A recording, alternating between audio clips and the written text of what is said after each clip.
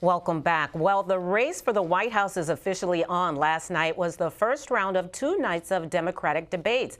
I sat down earlier with a group of millennials to hear what they had to say about the Democratic hopefuls. You know, there are a lot of strong candidates out there, and they were saying a lot of things that kind of resonated with me for different reasons. I did like Julian Castro. I thought that he had a very good showing in the way that he presented his plan and the way that he kind of effectively came after the other candidates and asked them to, just defend what they were saying.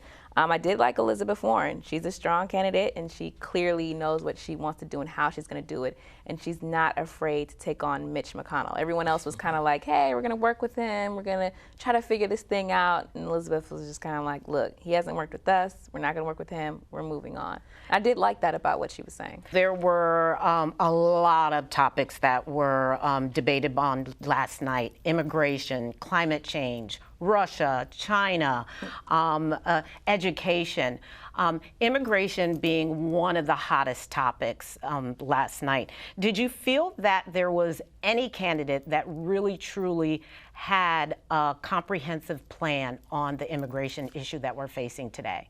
Well, that's one of the reasons why I really like Castro. I felt like him talking about making it a civil offense instead of a criminal offense, crossing the border and challenging other candidates, especially Beto. I really, that resonated with me. I definitely agree with Mitchell. I definitely think that he brought like a humanistic effect to it as well. Instead of, every time, we're always quick to criminalize and demonize different things that don't particularly look like us, so yeah.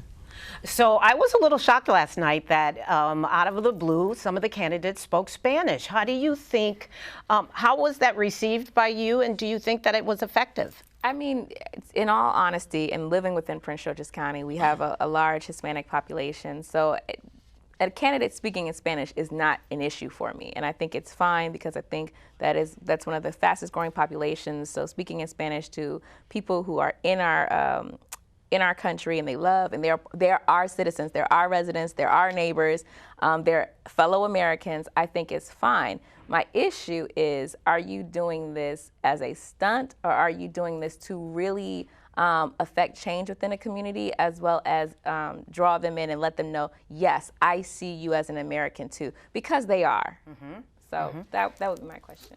Well, I guess my thought was, as far as Beto, he's from El Paso, Texas, so I didn't think it was more so as a stunt for him. I don't know how often he speaks Spanish, but I definitely thought it was a political move. But I don't see it as a stunt. Cory Booker, maybe so, and I think he did it, maybe because Beto did it. Real quick, former Maryland Congressman John Delaney responded to one of the questions last night that he said, let's keep what is working and fix what is not. What's not working here in the United States currently? There are a myriad of things that isn't working right now. First of all, we haven't looked into our infrastructure systems, going into green jobs and technology and stuff like that. It's and definitely issues within the environment. So it's a lot of things that we aren't paying attention to. But when it comes to healthcare and some of those other things, it's like, hey, we've already worked on that. Like, why go back and change it all? Just fix what's not working. What's not working? What's not working is how people are trying to focus on things that aren't necessarily American. America has a history steeped in a lot of tragedy, a lot of things that are wrong in relation to what they've done historically, but the general ideas, the general reasons of what is American, we have to get back to that. So America was founded on immigration. People were coming over and doing those things, welcoming people to our country and allowing them to integrate into that as much as they possibly, and bring what they have, bring their culture, bring it here, and make America better. I think when we talk about what's not working, those are the things that are not working. When you're trying to close off America, when that is what makes America great.